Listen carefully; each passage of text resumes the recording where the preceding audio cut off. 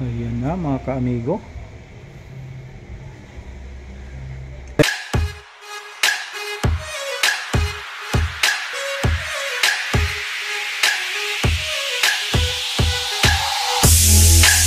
So mga ka-amigo, good morning. Shout out na naman sa lahat ng ating mga kakilala dyan.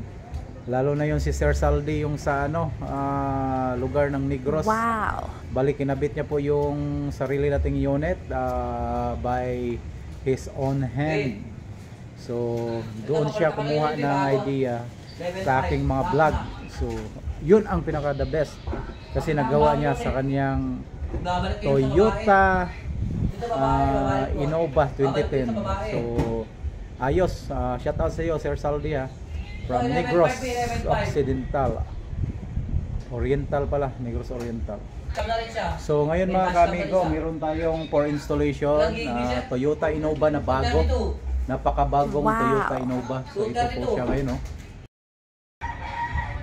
Ayan. So ito yung harapan sa bagong Toyota Avanza. Siyempre meron, di ba? So ito yung bagong model. Install mo. So ngayon mga ka-amigo, yan, tinanggal na namin yung kanyang pinaka original stereo. Tapos andito kahit pa paano lahat ng Toyota same yung harness, plug and play, no void warranty po tayo, plug and play po. So ito yung harness niya mga ka-amigo. So ngayon mga ka-amigo, yun, shoutout nga pala amigo Rolando, yung t-shirt ko. Wow. Kasi daw babalik ko daw. Tapos mga may damage ka-amigo, nga yun sa kanya. May LCD. okay mga ka-amigo.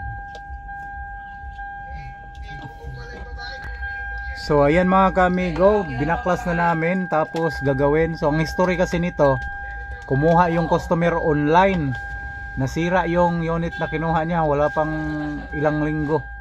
So ngayon pinalitan dito sa amin para sigurado. Okay. Tama yung harness, Bert? So yung Toyota Avanza na bago pala mga ka-amigo, may can box pala to.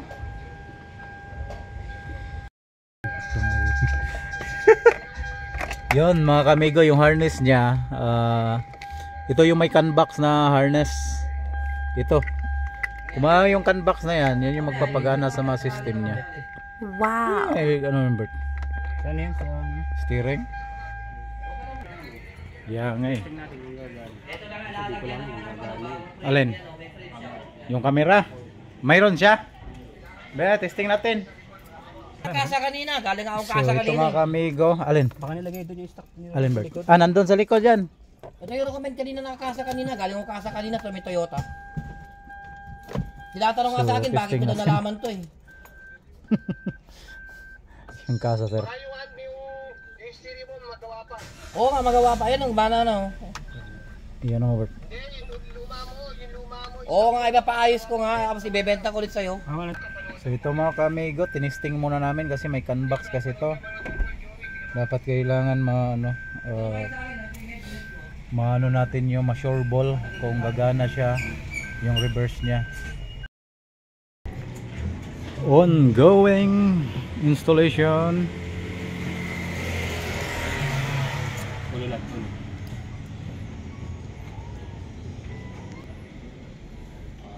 So Avanza na bago, pinakabagong modelo. Ayan na siya. Ayan na mga ka-amigo, bali nilagay na natin yung camera sa Toyota Avanza 2023. Pinakabago po ito na latest model.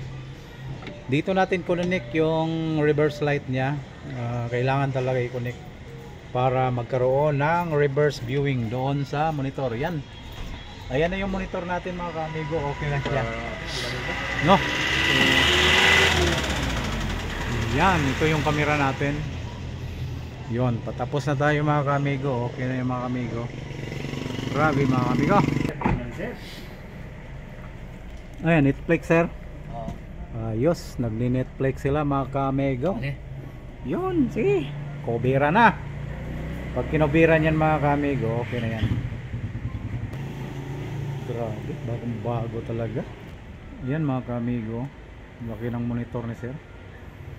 Yan, pumasok sa Netflix.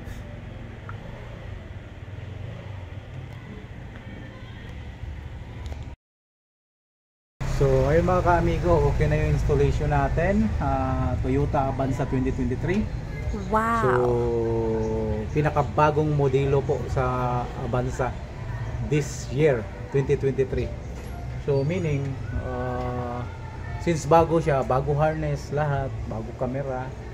Then yung Android na nilagay natin is Android 13. Tapos meron na siyang camera harap at likod. Ganon siya katindi, ganon siya kaganda mga kamigo. So ngayon, nakabit na natin, nagiging okay na, flawless na lahat.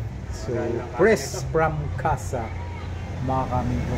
Basta amigo Rolando, kahit bago sa sakyan nyo, dalhin nyo lang dito sa shop o kaya magpa home service kayo, lalagyan natin yan 100%, no splicing, only plug and play, no void warranty.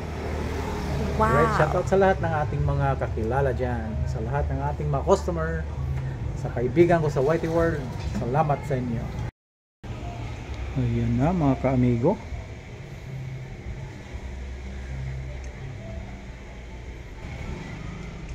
Yun.